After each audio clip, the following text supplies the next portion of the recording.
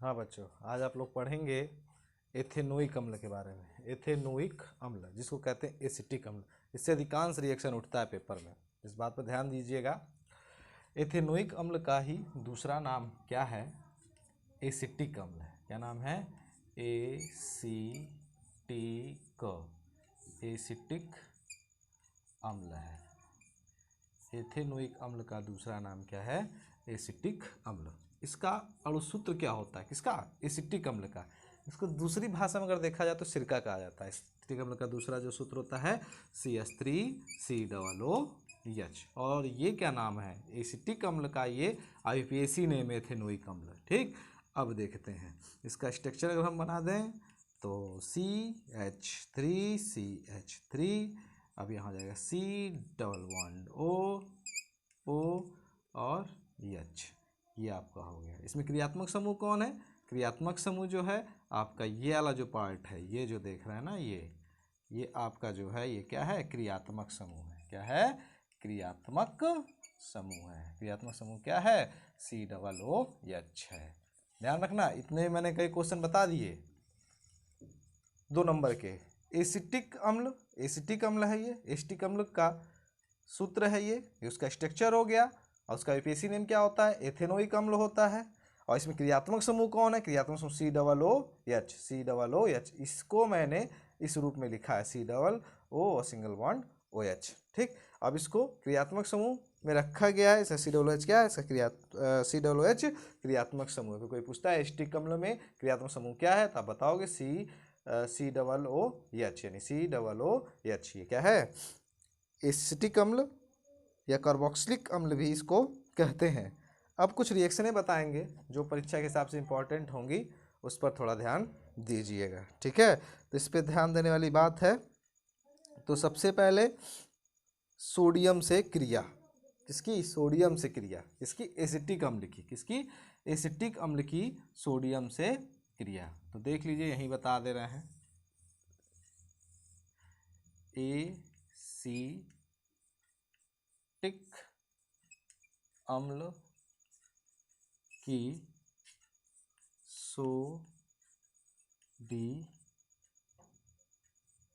Sodium से क्रिया। Acetic अम्ल की सोडियम से क्रिया हमने पहले बता चुका था कि जब एसिटिक अम्ल किसी भी क्षार धातु, ठीक है, जब एसिटिक अम्ल किसी भी क्षार धातु, जैसे क्षार धातु में कौन आ जाएगा? सोडियम आ जाएगा। तो सोडियम से जब अभिक्रिया करता है, यानी एसिटिक अम्ल जब सोडियम से अभिक्रिया करता है, तो एसिटिक अम्ल का सूत्र लिख लेते हैं। एसिटिक अम्ल सूत्र क्या होता है? CH3COOH होता है। ठीक, जैसा बता चुके हैं हम। प्लस सोडियम यानी Na। ठीक, तो हमने बताया कि जब एसिटिक अम्ल में सोडियम का जब टुकड़ा डाला जाता है तो हाइड्रोजन गैस निकलती है। याद रखिएगा, जब भी एसिटिक अम्ल के विलयन में सोडियम का टुकड़ा डालेंगे तो हाइड्रोजन गैस निकलेगी। तो H2 आप बाहर निकाल दीजिए। अब यहाँ देखिए हाइड्रोजन कितना है, यहाँ पर हाइड्रोजन 2 आ गया, यहाँ पर 1 है। तो इसको अब बढ़ा दीजिए, यहाँ कितने गुणा कर देंगे? 2 का गुणा कर देंगे। अभी एक बच रहा CH3COON कर दो यहाँ पर CH3COON और A। अब इसमें भी देखो, यहाँ पर प्लस कर दो, A को थोड़ा बराबर सही से लिख दो। ठीक, अब यहाँ पर 2 का गुणा कर दो। तो सोडियम कितने हो रहे हैं? 2 का गुणा सब में होगा। तो सोडियम आपका 1 है, तो यहाँ कितने गुणा करना पड़ेगा? 2 का।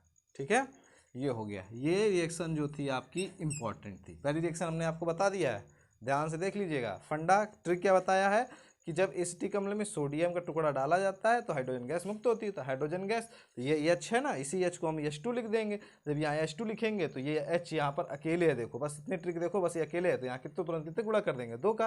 और फिर CH3COO और Na रख देंगे। तो यहाँ जब सोडियम या जब Na रख देंगे तो जब यहाँ 2 का गुणा हो जाएगा, तो यहाँ पर भी हमको इसको बराबर करने के लिए CH3COO को बराबर करने के लिए कितना गुणा करना पड़ेगा? 2 का। तो सोडियम की भी संख्या 2 हो जाएगी, यहाँ 2 का गुणा हो जाएगा। ठीक, अब आगे बढ़ते हैं। ये सब मालूम होगा, पेपर के हिसाब से चल रहे हैं। फटाफट आगे की तरफ। अब रिएक्शन आगे आपकी आती है एसिटिक अम्ल की सोडियम हाइड्रोक्साइड के साथ अभिक्रिया। किसकी? एसिटिक अम्ल की। क्या है? एसिटिक अम्ल की सोडियम हाइड्रोक्साइड के साथ क्रिया। ये भी इंपॉर्टेंट रिएक्शन है, देख लीजिए, मोस्ट इंपॉर्टेंट है। एसिटिक अम्ल की सोडियम हाइड्रोक्साइड के साथ क्रिया। तो एसिटिक अम्ल का सूत्र आपको मालूम क्या होता है, CH3COOH प्लस सोडियम हाइड्रोक्साइड, यानी ये हो जाएगा NaOH। ठीक, NaOH ये हो गया। अब इसमें क्या करना है आपको मालूम है।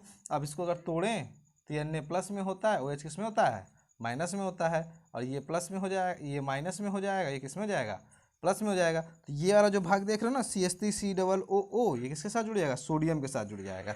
हमने देखिए, ध्यान दीजिएगा, इसको एसीटेट आयन कहते हैं, इसको सोडियम आयन कहते हैं।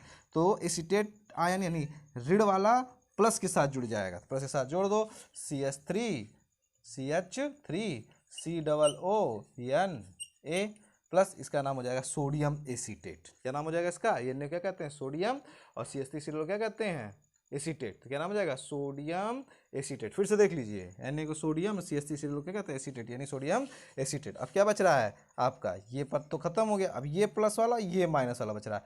तो H हाइड्रोजन आयन और हाइड्रोक्साइड आयन दोनों क्या कर देंगे, जोड़ देंगे। जब दोनों को जोड़ेंगे तो क्या बन जाएगा, जल बन जाएगा। इतना तो आपको मालूम है। ठीक, तो नाम बता दिए, इसको क्या कहते हैं, सोडियम एसीटेट, इसको क्या कहते हैं, जल, इसको सोडियम हाइड्रोक्साइड, और इसको एसिटिक अम्ल। बढ़िया से पढ़िएगा और जितना अधिक हो सके इसको शेयर कर दीजिएगा आप लोग। ठीक, अब आगे बढ़ते हैं, एस्टरीकरण। बहुत ही मोस्ट इंपॉर्टेंट रिएक्शन है ये, एस्टरीकरण। ठीक, अब यहाँ पर दिख रहे हैं, देख लीजिए, एस्टरीकरण। ठीक, एस्टरीकरण। अब एस्टरीकरण किसे कहते हैं, इसके बारे में अंत है, ये मोस्ट इंपॉर्टेंट है। पेपर में संक्षिप्त टिप्पणी पूछ देता है कि एस्टरीकरण पर संक्षिप्त टिप्पणी लिखिए, समझ रहे हैं ना आप। तो ध्यान दीजिएगा, एस्टरीकरण किसे कहते हैं। ठीक, अब होगा इसमें, जब एसिटिक अम्ल और एथिल अल्कोहल आपस में अभिक्रिया करते हैं तो एस्टर और जल बनाते हैं। क्या बनाते हैं, एस्टर और जल बनाते हैं। फिर से बता रहे हैं, जब एसिटिक अम्ल और एथिल अल्कोहल यानी CH3COOH प्लस C2H5OH जब आपस में अभिक्रिया करेंगे तब एस्टर और जल बनाते हैं। और यही एस्टर तथा जल बनाने की ही प्रक्रिया को क्या कहते हैं, एस्टरीकरण कहते हैं। देख लिया, बता रहे हैं, एस्टरीकरण परिभाषा एकदम क्लियर, रिएक्शन याद कर लेंगे तो परिभाषा तैयार हो जाएगी। हमने क्या कहा, हमने कहा कि एसिटिक CH3COOH एसिटिक अम्ल प्लस एथिल अल्कोहल यानी C2H5OH यानी एसिटिक अम्ल और एथिल अल्कोहल आपस में अभिक्रिया करके, एसिटिक अम्ल और एथिल अल्कोहल आपस में अभिक्रिया करके क्या बनाते हैं, एस्टर बनाते हैं। तो सीधा सीधा फंडा है, ये पहले निकाल दो आराम से, यानी जल को पहले निकाल देते हैं। जल निकल गया आपका ना, H2O। अब जो शेष है, जो बच रहा है उसको रख दो, यानी CH3COO C2H5 यहाँ रख देते हैं, CH3COO C2H5। इसको, इसका नाम होता है एथिल एसीटेट होता है। क्या नाम होता है, एथिल एसीटेट, जिसको दूसरी भाषा में कहते हैं एस्टर। क्या कहते हैं, एस्टर। रिएक्शन बहुत मोस्ट इंपॉर्टेंट है। और जल देख लीजिए, अभी परिभाषा तुरंत याद हो जाएगी। इसको क्या कहते हैं, एसिटिक अम्ल कहते हैं। क्या कहते हैं, एसिटिक अम्ल कहते हैं। ठीक, और इसको क्या कहते हैं, एथिल एल्कोहल। क्या कहेंगे, एथिल एल्कोहल।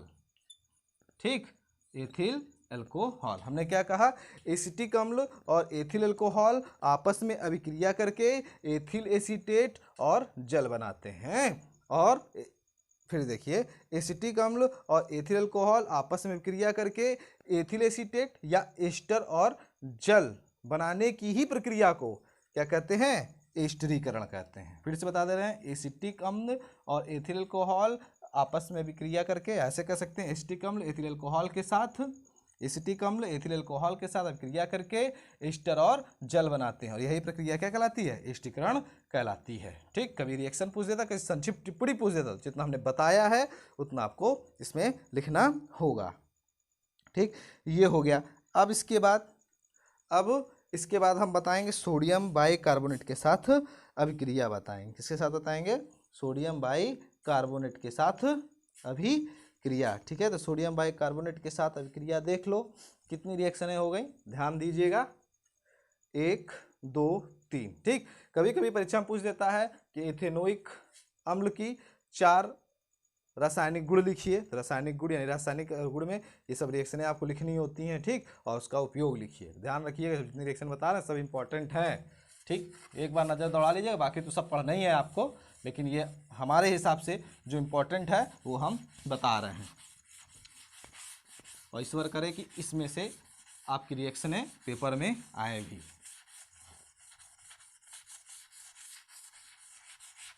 हो गया।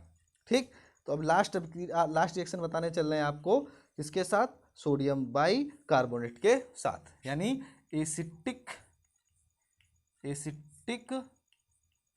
अम्ल,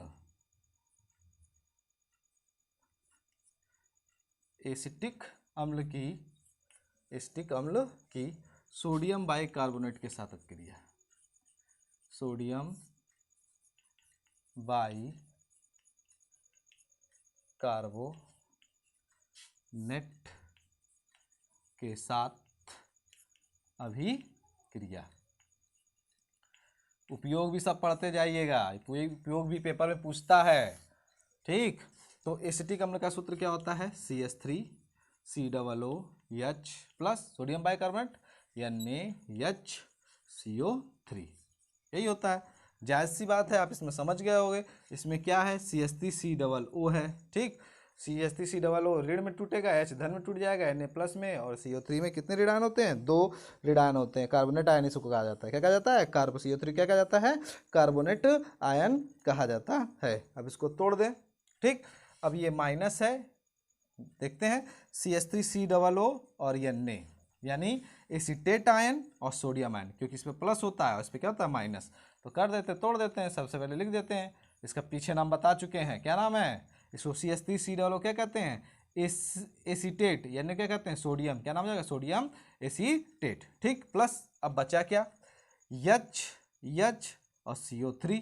ठीक, तो H मिलेगा H2, इससे एक ऑक्सीजन ले लेगा तो H2O हो जाएगा, H2O हो गया प्लस CO2। ये आपका इंपॉर्टेंट है रिएक्शन, मैंने आपको बता दिया।